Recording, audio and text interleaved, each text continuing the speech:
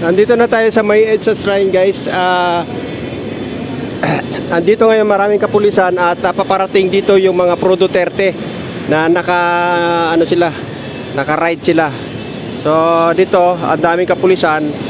EDSA Shrine.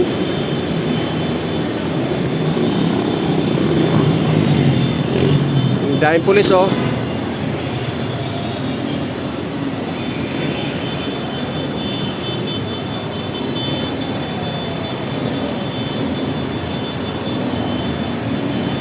So daming pulis, guys. Tumigil dito yung mga pro Duterte rider dito sa harapan mismo ng Robinson Galleria. Ayan. So sa ngayon makikita natin napakaraming pulis.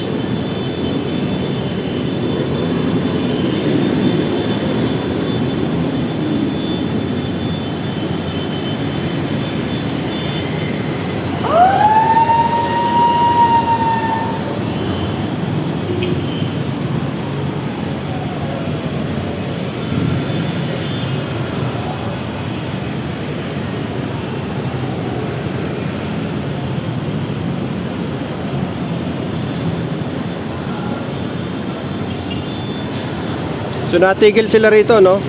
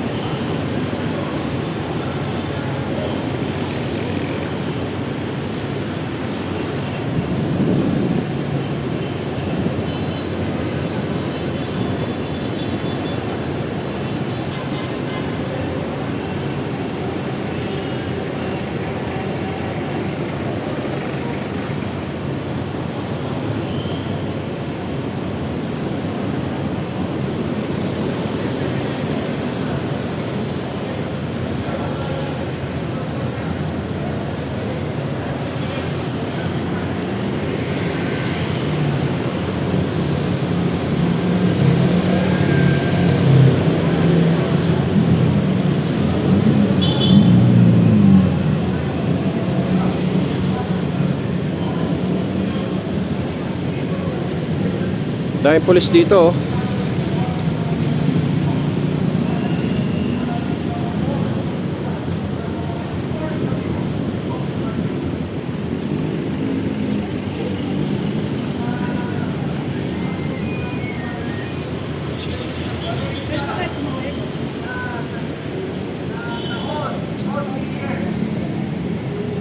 Pinapansin natin yung paglalakaw na si Marcos Sr., no? Yung tatay ng Pangulong. Mga kababayan, narinig nyo ang pinagsasabi ng mga 18 ng mga Marines at hinulgar nila na sila ay inutusan na magdala ng mga pera sa bahay ni Marcos Jr. mismo. Hindi pinapalabas sa TV. Bilyon ng pera na Hindi nila pinalabas. ibigay Yesterday, sa malabas mga na ang opisyalis 18 Marines. at sa mga kongresman, senador, tumanggap ng pera Ibigay na nila yung address. hirapan ng ating mga kababayan. So, kailangan mapagpasipan tayo, magkaisa po tayo para mapagdala natin sa husgado at makulong ang mga pagnanakaw sa pera ng bayan, sa pera ng ating mga mamamayan na naghihirap, nagbabayad ng buwis araw-araw. Mga kababayan, andito kami ngayon nagsilibrar ng 40th EDSA Triple Power. So, ilagay natin sa puso at diwa natin na hindi pa rin libre ang ating mga kababayan sa kalahasan, sa mga suppression at mga pang-aaras na gobyerno sa atin. Maraming pinapaila ng kaso nagsasalita lang sa kanilang lain na ating kapulastugan ng ating gobyerno. So, ngayon ang panahon, ibalik natin ang diwa ng EDSA Power Revolution. Magkaisa po tayo. Hindi kaya to lahat ng ating mga kababayan. Okay, ngayon, hinihiling kami sa ating Pangulo, base sa ating saligang batas. Nakita niyo ba ang Pangulo ng ating bayan, si Marcos? Halos payat na payat na. Payat na payat na si Marcos. Hindi pa rin niya sinasabi sa ating mga kababayan, base sa Section 12, Article 7, na kung malubha ang kalagayan, ang health ng ating Pangulo ay kailangan sabihin niya sa taong bayan kung may kakayahan pa siyang mamuno sa ating bansa. Base po yan sa saligang batas. Wala po tayong nilalabag. Pero hanggang ngayon, hindi pa niya sinasabi kung anong kalagayan. Baka mabigla na lang tayo at magkagulo ang ating bansa kung hindi niya dinidisclose yung kalagayan po niya base sa ating saligang batas. So, yun lang po. Ibibigay ko po kay Ka-Eric para so, ito si Oliver. Magsalita. Salita ka, Oliver. Tama po ang sabi ni Conching Paras. Hindi po natin alam kung anong kalagayan ng ating Pangulong. Dahil hindi po nila sinasabi kung ano ang tunay na karamdaman. Ganon din po ang nangyari sa kanyang ama na hindi rin po sinabi ang totoong kalagayan o totoong sakit ni Pangulong Marcos Senior nung panahon po nila. Kaya nga po sinasabi natin, the history is repeated. Ibig sabihin po, nangyayari po ang nangyari na ginawa ng tatay niya at ginawa po ng kanyang anak. Ultimo sa pagnanakaw. Ayan, kayo po, mulata ang ating mga mata kung ganong kalaki na ang nawawala sa kabanang bayan. Ano po ba ang kalagayan ng Pilipinas sa panahon ngayon? Pilit po nilang sinasalita at pinapakita sa taong bayan na tayo ay may pag-asa pa. May pag-asa pa po tayo. Wala na tayo dahil tayo ay palubog na. Ayan po, pinapakita na ng mga media po sa ibang bansa na hindi na po natin kaya. Ang dollar, napakataas na. Yung bigas, magkano na po ngayon? 57, 58, halos isang dolyar. O, 60 na po.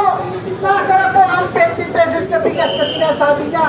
At nag-alat pa po siya ng budget. Pero ano ang nangyari? Wala. Lahat po ng sinasabi ni Pangulong BBM ay kasinungalingan. Pero lahat po tayo nagsasabi ng katotohanan. Lahat po tayo ay binabaliwala at binabaliktad. Kahapon nagsalita po ang 18 Marines na nagsasabi po kung ganong karami at ganong kalaki at ganong karaming mga bagahe na dinadala niya sa iba't ibang lugar, especially kay Pangulong BBM. Ilang bilyon po yun. So, lumalabas po talaga bilyon ang nawawala sa mamamayang Pilipino. Ngayon nasa na po si Juan de la Cruz na gustong makapag-aral ng libre ang kanyang anak. Libre pag-aaral, libre hospital, libre panganganak.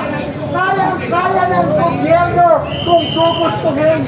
Samantalang sila, habang tayo binabaha, ang buong Metro Manila, NCR, sila naman po, binabaha ng yaman. Nasa na po yung mga pera na sinasabi po nilang pinagbentahan ng mga sports car.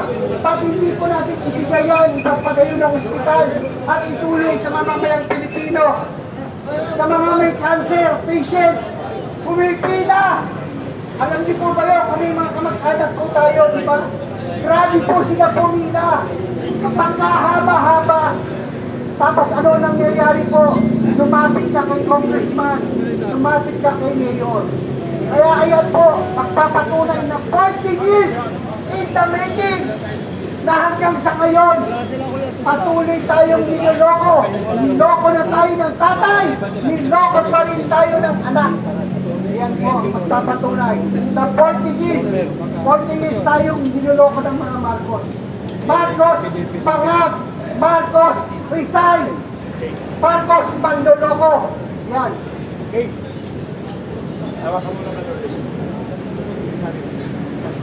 Mga kababayan, binigyan po tayo ng 15 minutes ng ating mga kapulisan.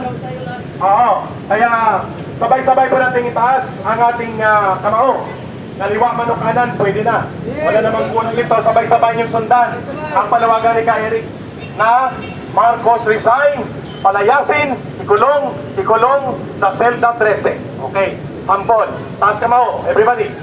Marcos resign, palayasin, ikulong sa selda 13. Parang hindi maramdaman daw.